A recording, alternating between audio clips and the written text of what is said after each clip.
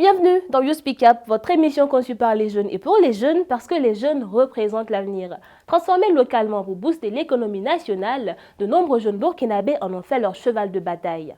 Vous l'aurez compris, on parlera de transformation agroalimentaire dans ce numéro de You Speak Up et ça sera avec une jeune dame qui évolue bien évidemment dans le domaine. Allez, on s'installe car on commence maintenant. Bonsoir.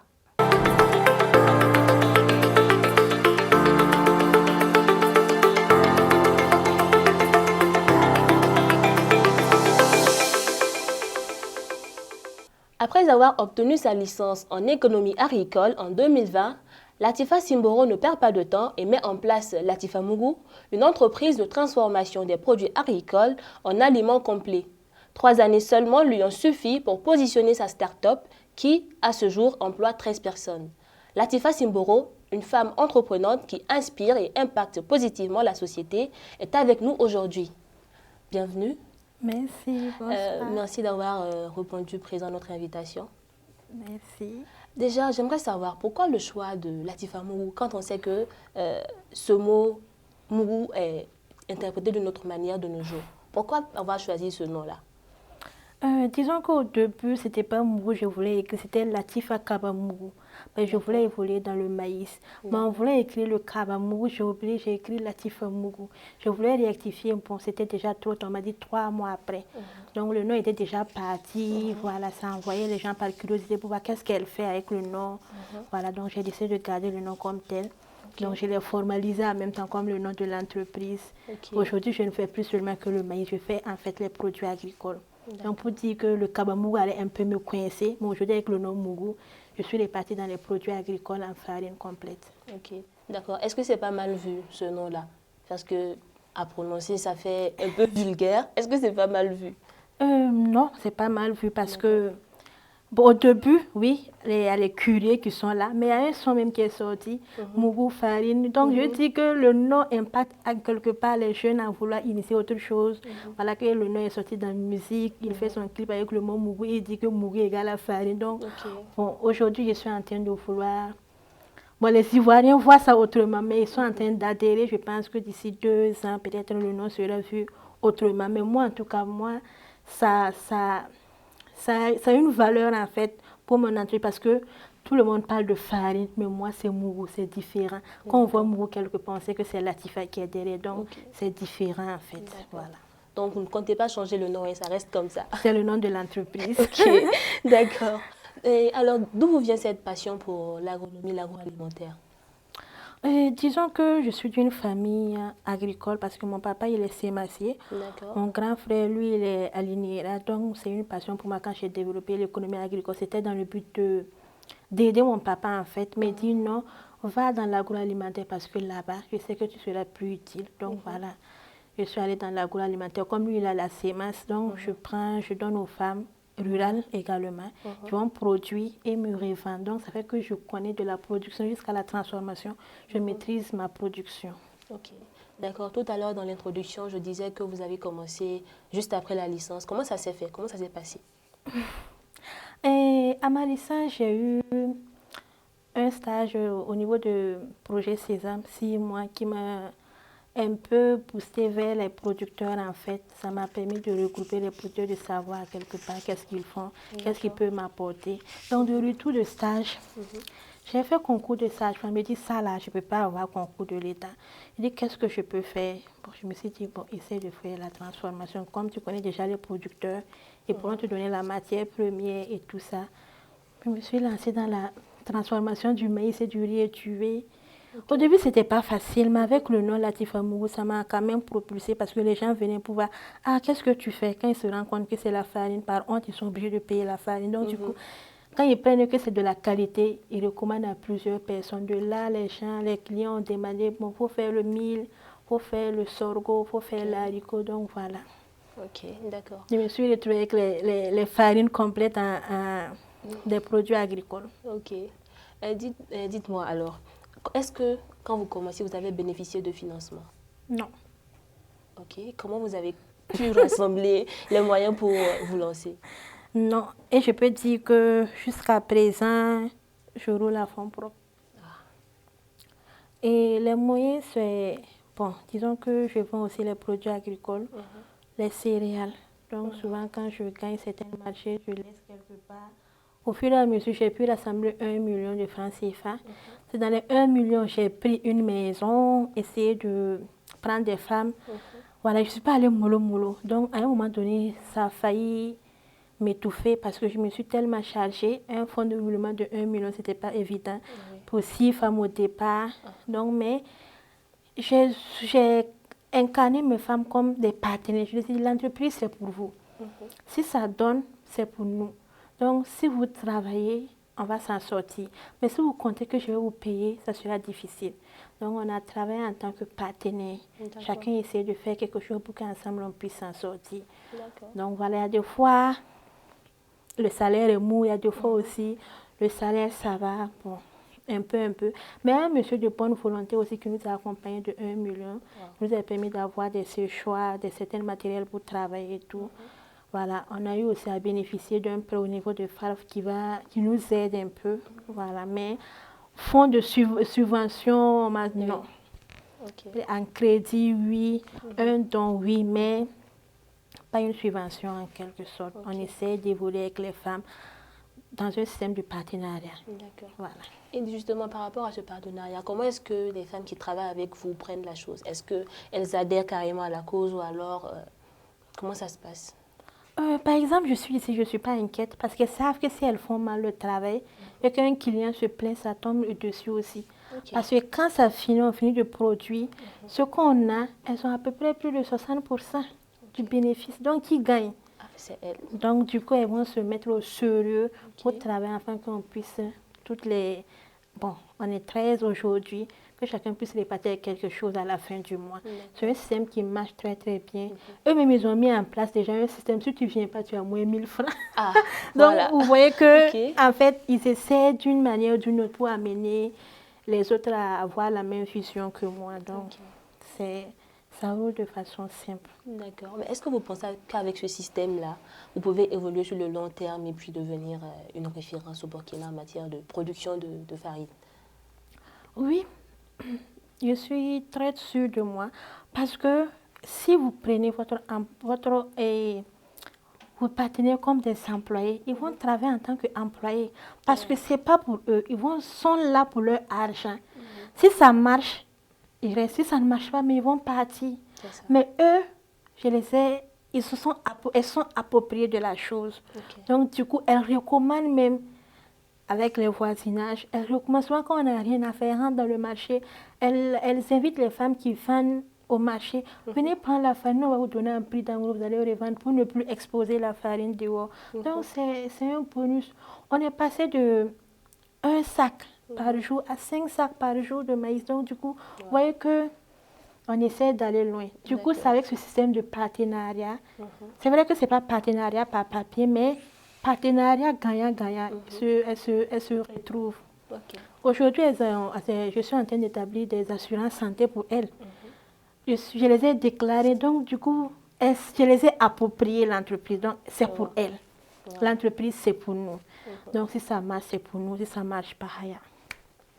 Ok, d'accord.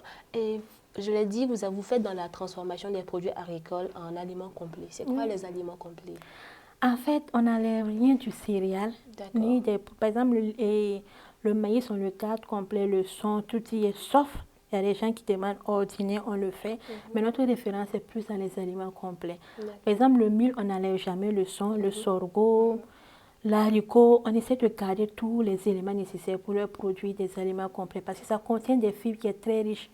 Donc, ça permet de lutter contre les taux de glycémie et tout ça. Donc, c'est approprié pour les personnes, surtout les personnes diabétiques. Surtout qu'aujourd'hui, on sait que les céréales sont riches en glucides. Donc, on essaie d'améliorer ce côté pour proposer quelque chose de plus riche à la population burkinabé. Mais ça arrive de faire la farine ordinaire aussi, parce qu'il y a des gens qui ne supportent pas le son, ils sont allergiques. Mais notre référence, c'est plus les produits complets. D'accord. Vous l'avez dit au départ, c'était parti pour faire vous étiez parti pour faire de la farine de maïs uniquement. Maintenant, vous avez ajouté d'autres variétés. Quels sont les produits qu'on retrouve dans votre entreprise? On retrouve tout mougous, le nom dit déjà. Ok, En fait, on d'accord. retrouve toutes sortes de farines, Ok. que ce soit le maïs, que ce soit le mil, Oui. que ce soit l'igname, le manioc, la banane, plantain. On essaie de toucher un peu de tout. Vous voyez Ok. qu'on est 13. Ok. C'est parce que les clients nous envoient certaines choses qu'on est obligé de le faire. Donc, du coup, chaque femme a ses travaux. Il y a un groupe pour le maïs, un Ok. groupe pour le mil, un groupe pour l'igname et manioc. Donc, on est répartis. Et c'est pas tout, on fait le riz étuvé également. Donc, vous voyez, quand je dis qu'on est dans l'aliment complet, le riz étuvé est considéré comme un aliment complet. Ok. D'accord, le riz étuvé, je sais pas, je comprends. Je ne connais pas trop, je sais pas ce que vous pouvez nous expliquer. Et les mots aussi ont tendance à dire que, oui, je ne sais pas si vous êtes allé au village, Ok. c'est du riz, comment on dit? On vaporise le riz en fait. Ok. On garde le riz avec sa peau. Oui. On essaie de le vaporiser. On peut ajouter le curcuma, le moringa pour donner notre valeur au riz. Ensuite, on décortique pour que le riz soit complet. Parce qu'en le tuant avec la peau, ça dit que le riz garde tous ces éléments nécessaires. Voilà, avant d'être décortiqué. Donc, ça devient un aliment complet. Ok, d'accord.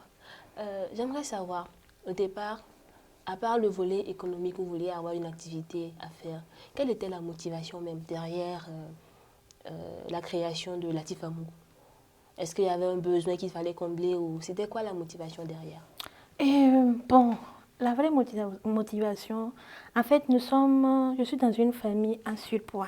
Donc, Ok. le contrôle alimentaire, en fait, c'est notre quotidien. Nous essayons de ne pas manger les aliments trop riches en sucre et tout ça. C'est pas on n'est pas diabétique. Oui. Et il n'y a pas quelqu'un qui est tensionné, mais quand on est en forme, on est exposé. Donc, il vaut mieux faire attention. Donc, du coup, côté nutriments, on essaie de faire attention. Je dis, mais si c'est nous, c'est que beaucoup de personnes sont en train de vivre la même chose. Donc, Oui. pourquoi ne pas essayer de mettre en place ces aliments pour la population? Vu que quand on parle de farine, c'est les farines ordinaires, enlever le son, ceci, pour que, voilà, nous, on dit non. Nous, on va garder les éléments nécessaires pour produire parce qu'on en a besoin. C'est parce qu'on essaie d'enlever le son. Au village, on n'enlève pas le son, mais ils sont bien importants. Oui. Mais pourquoi c'est dans les milieux citadins qu'on a les diabétiques en permanence, les tensions, les AVC. Donc, il faut qu'on essaie de changer en fait notre manière de nous nourrir. Donc, du coup, on a essayé de voir avec les aliments complets qu'il y ait un équilibre alimentaire. D'accord. Mais est-ce que vous sentez de l'engouement derrière les produits? Peut-être des personnes qui, peut-être comme vous, veulent faire attention à leur consommation, leur nutrition. Est-ce qu'il y a des gens qui peut-être vous disent ça, c'est pas parce que je veux faire attention à ma nutrition que je viens vers la Tifamou ou je sais pas. Et oui, puisqu'on travaille actuellement avec 2 nutritionnistes Ok. pour référer certaines personnes vers eux en cas peut-être de plus d'informations pour acquérir certains trucs. D'accord. Donc, pour dire oui, eux-mêmes, ils réfèrent leurs malades aussi vers nous parce qu'ils Ok. savent qu'ils peuvent trouver des produits Oui. alimentaires. Donc, le nom complet, c'est une référence en fait pour ces personnes diabétiques parce qu'ils doivent manger des produits, des aliments complets. Donc, c'est une Ok. référence pour eux. D'accord. Vous avez aussi créé une association AgriWomen. Oui. Est-ce que vous pouvez nous en parler? En fait, AgriWomen, c'est une association qui essaie de regrouper les femmes dans l'entrepreneuriat agricole. En fait, c'est créer une chaîne de valeur féminine agricole. Je suis économiste agricole. Je sais que je peux partager un peu ma connaissance avec celles qui sont dans la production ou celles qui sont dans la commercialisation. Comme je disais, mon papa, il est sémancier. Donc, je prends ces produits, je donne aux femmes cultiver parce que je sais que c'est de la bonne sémasse. J'essaie de leur montrer un peu les techniques modernes qu'il faut adopter pour ne pas trop, et comme on dit, les trucs chimiques, de ne pas trop asperger les produits avec les trucs chimiques. Ensuite, moi, je peux reprendre, ou bien les femmes dans l'association peuvent reprendre pour transformer ou bien pour commercialiser. Donc, ça facilite non seulement l'écoulement de nos produits, l'accessibilité de nos produits. Donc, vous voyez, quand on est ensemble, on est encore plus fort. Donc, cette chaîne de valeur permet à ces femmes-là de prendre leurs produits facilement, de vendre leurs produits facilement. Nous aussi, ça nous permet de vendre nos produits facilement avec celles qui sont dans le commerce. Vous voyez, c'est une chaîne de valeur. Ok, d'accord. Quelle est votre chaîne de production? Et nous sommes plus dans le céréal. D'accord. Nous sommes plus dans le céréal parce que le Burkina, c'est plus le céréal. Bon, l'igname et tout, c'est un ajout parce que les Burkinabés commencent à un peu s'adhérer là, mais c'est plus sur le céréal. Ok. L'iam, c'est pour faire de l'iam. Bon, pour C'est faire cossette, c'est un des aliment cossettes. complet. Farine, Ok. farine de cossette d'igname, c'est-à-dire on garde tous les éléments de l'igname Mhm. pour faire la farine. Comme Ok. je dis, c'est un aliment complet Ok, aussi. et on en fait du taux, c'est ça? Oui, le thau noir, amala ou le télibo. Ok. Amala pour le thé au lait et puis télibo pour les Les béninois. béninois, oui, je connais un peu. Et c'est très bon. Très bon.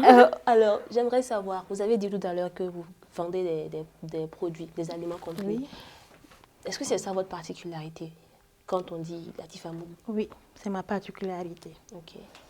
C'est vrai qu'on fait la farine de maïs ordinaire, mais ça, c'est sur demande de certains clients. Parce qu'actuellement, on est un peu grossiste, si on peut le dire. Donc, souvent, il y a des gens qui viennent, oh, je veux de la farine telle quantité, mais je veux que vous enlevez le son. Ben, nous, on ne va pas laisser notre argent partir. C'est ça. Mais notre vente, notre emballage, c'est des produits complets. Je vois. Voilà. D'accord. J'aimerais savoir d'où est venue cette inspiration de vouloir créer une entreprise et prendre ses employés comme des partenaires, parce que ce n'est pas tout le monde qui le fait. On a plus tendance à vouloir créer son entreprise et faire du chiffre soi-même. C'est vrai qu'on a besoin des employés, mais c'est pour nous en fait déjà. Mais vous avez créé une entreprise, mais vous ne l'êtes pas appropriée. C'est pour vos employés ou bien vos partenaires. D'où est venue cette inspiration-là? Pour ne pas fermer ma boutique. Ah, d'accord. Parce que, comme je l'ai dit, j'ai commencé avec 1 million. Je n'avais pas autre fonds de revenus. Je n'avais pas autre travail à faire que ça. Donc, du coup, il va falloir trouver une autre alternative, en fait, pour garder ces bonnes femmes qui ont décidé de consacrer leur temps à la transformation des produits agricoles. Donc, la seule chose qui est venue à l'idée, c'est de s'approprier de l'entreprise. Sur ça, elles pourront toujours rester avec moi. Mais moi, je me dis que si tu es une personne, tu as donné ta parole, garde ta parole pour que ces femmes-là travaillent toujours avec honnêteté. Voilà, je ne fais pas de faux bons. Elles connaissent nos différents, comme on dit, nos clients. Elles savent comment on fonctionne. En fait, elles connaissent du tout. Et puis, ce sont des femmes qui ne sont pas allées à l'école. Non. Ce sont des femmes ménagères qui se promenaient pour laver les lessives. C'est une porte de sortie. Oui, donc, du coup, voilà, elles sont concentrées aujourd'hui. Elles me remercient. Au début, ce n'était pas facile. Oui. Mais elles ont remercié parce que j'étais obligée de prendre des sacs de riz pour qu'on mange ensemble parce qu'après salaire, il faut qu'on mange. Donc, du coup, on a bataillé ensemble pour arriver là où on en est. Vous l'avez dit, ce n'était pas facile au début. Quelles sont les difficultés qui vous ont vraiment marqué pendant ce parcours-là, ces 3 années? Et disons que j'ai écouté les gens sur les réseaux sociaux disant que si tu veux devenir riche, il faut entreprendre. Okay. Donc, du coup, avec mes maigres, donc je me suis dit, ok, avec le 1 million, j'ai calculé, peut-être dans 2 ans, peut-être ces 1 million seront transformés à tant. Okay. Donc, pour donner du nom, on me dit qu'il faut miser sur la qualité. Au début, si je me retrouvais avec 6 femmes. 6 femmes sur des produits que les gens même ne connaissent pas sur le marché. Tout simplement parce que moi, j'ai écouté. On me disait que non, ça ne peut pas ne pas donner. Vas-y, Moi, je me voyais quand je mets sur Facebook, tout le monde va prendre des mains encore. Mais je ne me voyais pas qu'il fallait faire des jours et des jours avec le même produit. Donc, ça a un peu faussé mes calculs, c'est un peu faussé ma manière de voir l'entrepreneuriat. Donc, voilà. Ok, d'accord. Votre activité vous oblige à être beaucoup hyperactive. Comment vous gérez votre vie professionnelle et personnelle? Est-ce que j'ai vie personnelle même? Quand on dit personnelle, c'est en quel sens? Peut-être vie de famille. Mon mari m'accompagne. Pour le moment, je viens de me marier, ça fait 1 année, donc on n'a pas encore d'enfants. Donc avec mon mari, il essaie de m'accompagner du moins qu'il peut. Donc je ne suis pas tellement coincée dans ma vie de famille. Donc du coup, je suis plus consacrée sur Latifa Mougou. Donc on a réparti, je dis, ok, moi je me concentre sur la recherche clientèle, vous concentrez-vous sur la production, mais assurez-vous que ça soit de la qualité.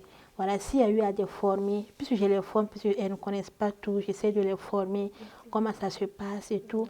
On arrive à avoir des formations sur l'accueil client, sur comment répondre. En fait, j'essaie de les former pour que même si je ne suis pas là, l'entreprise puisse fonctionner du mieux qu'il peut. Voilà. Ok. Moi, j'aimerais savoir comment est-ce que vous écoulez vos produits? Est-ce que vous avez Aujourd'hui, une boutique ou est-ce que c'est à travers le net? le net, oui, mais je suis plus dans, j'ai plusieurs partenaires de vente. Il y a les alimentations qui prennent également. Pour les vendre, oui, j'ai une boutique d'exposition à Cissé. Nous sommes en train de mettre une boutique à Bobo en place, ça sera ouvert d'ici le mois de décembre. D'accord. Il y aura aussi une deuxième boutique à Tampuy bientôt. Donc on essaie de se baser dans les quartiers. Mais les quartiers où on a déjà un représentant, non, on ne serait pas là. Ok. Mais notre produit est plus demandé à Bobo, donc du coup nous sommes en train de mettre une boutique à Bobo. Alors, dites-moi, quelle est votre chaîne de production au niveau de votre entreprise? Euh, Laver, Ok, trier les impurités ok, et moudre directement. Ensuite, nous avons deux emballages, d'accord. un sachet transparent et un emballage personnalisé Ok. au nom de Latifa Mougou. Ok. Et on livre dans les différentes alimentations. Nous avons également notre boutique que les gens viennent prendre directement. Nous avons aussi un service de livraison sur place pour ceux qui ne peuvent pas se déplacer. Ok. Alors, dites-nous, qu'est-ce que vous pensez de ces femmes-là qui, comme vous, ont décidé de prendre le taureau par les cornes et puis qui entreprennent? Je les félicite parce qu'aujourd'hui, le pays là, il est chaud. On ne peut pas compter sur une seule personne pour rationner, pour s'occuper des enfants et tout. Donc, pour assurer le bien-être de ces enfants, c'est mieux de commencer par une activité quelconque pour ne pas qu'un jour, on dit que voilà, mon enfant n'a pas pu avoir ceci parce que monsieur ne m'a pas donné. Donc, c'est une dépendance financière. Donc, j'encourage les femmes à prendre leur dépendance financière, de ne pas dépendre en fait d'un homme. Voilà, c'est encourageant. Je pense que beaucoup de femmes l'ont compris. Et aujourd'hui, si on va compter les entrepreneurs, on peut dire que les femmes sont plus entreprenantes au Burkina même que les hommes. Ok, d'accord. Chacune essaie d'exercer quelque chose, d'avoir ses propres revenus. Voilà.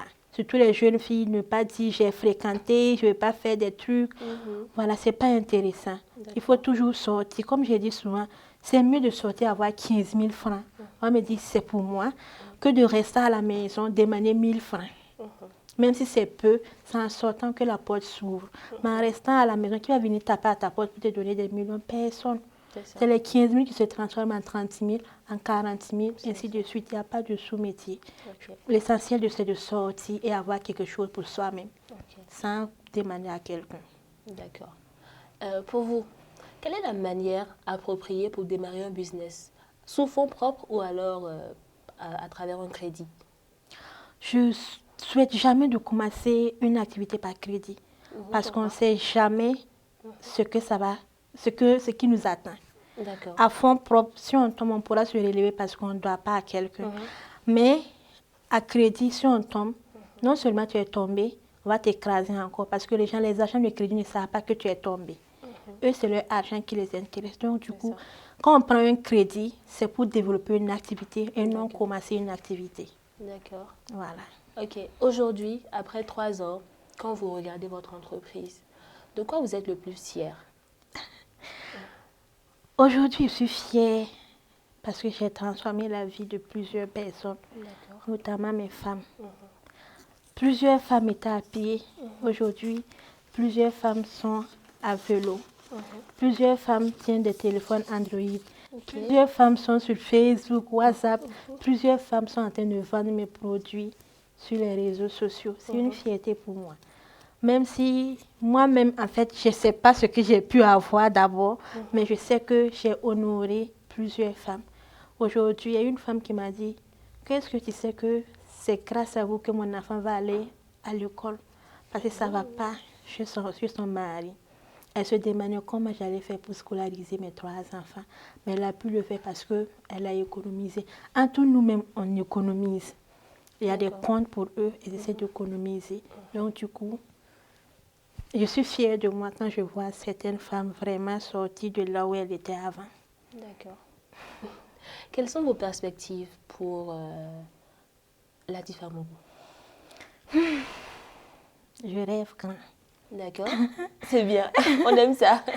Mais, comme on le dit, on me demande souvent, est-ce que tu vas être industrialisé? La question reste posée. Être industrialisé, c'est dire ne pas avoir assez de main-d'œuvre parce que la machine va beaucoup faire. C'est ça. Et pourtant, moi, je veux avoir beaucoup de femmes autour de moi. Oui. Donc, je préfère être toujours dans la manutention. Peut-être avoir des matériels en inox pour garantir peut-être la qualité de mes produits, mais avoir des équipements, voilà, où c'est la machine qui fait tout du début jusqu'à la fin, c'est pas sûr que je vais m'orienter vers ça. Je préfère toujours rester dans la tradition, mais tout en essayant d'avoir des matériels en inox. Voilà, toujours garder l'hygiène. Voilà, mais parce que je pense que d'ici décembre, là, on va quitter de 13 à 20. Parce que nous sommes en train de mettre une unité de farine à part et une unité de riz à part. C'est-à-dire nous allons commencer la transformation du riz. C'est vrai que nous sommes dans le riz étué, mais nous allons ajouter le riz cassé, le riz TS2, que nous avons produit nous-mêmes avec les femmes rurales. Donc du coup, voilà, nous sommes en train de vouloir répartir. Donc, nous allons rester toujours dans la tradition. D'accord. Et prendre plus de personnel. Voilà. C'est la vision. Et c'est nous, quand on prend, c'est les femmes diminuées. On préfère prendre les femmes diminuées parce qu'elles en ont besoin. On me demande pourquoi tu ne prends pas les gens qui sont allés à l'école. Je connais mes droits. On ne va pas se comprendre. On est là. On ne va pas se comprendre. Je dirais même que les femmes, ce qu'elles m'ont appris, elles m'ont beaucoup appris, je les ai beaucoup appris. Même les farines potacées, ce sont mes femmes. Non, il n'a pas désolé, je ne sais pas si vous comprenez le mot. Donc, elles m'ont appris, je les ai aussi appris. Donc, du coup, une femme qui porte, par exemple, les ongles, elle ne va pas faire mon affaire parce qu'elle a une autre vie. C'est-à-dire signer les papiers. Moi, je préfère celles qui vont tamiser. Donc, du coup, je préfère les femmes diminuées. D'accord. Alors, nous sommes à la fin de cette émission et j'ai pour habitude de demander à mes invités de dire leur coup de cœur ou coup de gueule en fin d'émission. Pour vous, ça sera quoi? Cri de cœur. D'accord, un cri de cœur, oui. En fait, je demande aux autorités burkinabées de mettre en place une institution qui puisse accompagner ces femmes en matériel de transformation. Parce qu'aujourd'hui, plusieurs femmes sont engagées dans la transformation, mais le défaut, c'est avoir les matériels de transformation. On peut aller sur la base de nantissement, parce qu'avoir une garantie, c'est compliqué, parce que ces femmes, je travaille plus avec elles, je sais que les plupart, c'est le manque de financement. Elles ont déjà débuté. Elles n'ont pas besoin de fonds de roulement, mais elles ont besoin des matériels pour transformer qui coûtent quand même un peu cher ici au Burkina. Par exemple, les matériels en inox. On peut aller sur les bases de nantissement. Je paie pour vous et voilà, nous allons garantir. Nous allons mettre en gage en fait, ces matériels pour que vous travaillez et vous nous remboursez un peu. Ça va soulager beaucoup de femmes. C'est vrai qu'il y a le FARF. Mais combien de temps la femme met pour mettre en place une somme pour une femme? 1 année, 2 ans. En ce moment, qu'est-ce que la femme devient? C'est un peu compliqué. C'est vrai qu'il y a des institutions financières de l'État, mais qui prennent quand même un peu de temps. Donc, s'il y avait vraiment une structure qui allait accompagner en fait ces femmes, ça allait vraiment être un succès et un développement quand même pour l'agriculture burkinabé. D'accord. Alors, nous sommes à la fin de cette émission. Merci à vous, Latifa Simboro, d'avoir été présent sur notre plateau. Le merci vous revient. On vous souhaite beaucoup de succès. Merci. Eh bien, vous, fidèles internautes, merci d'avoir été des nôtres. On se donne rendez-vous très prochainement pour un autre numéro de You Speak Up sur RDI. D'ici là, portez-vous bien. À bientôt.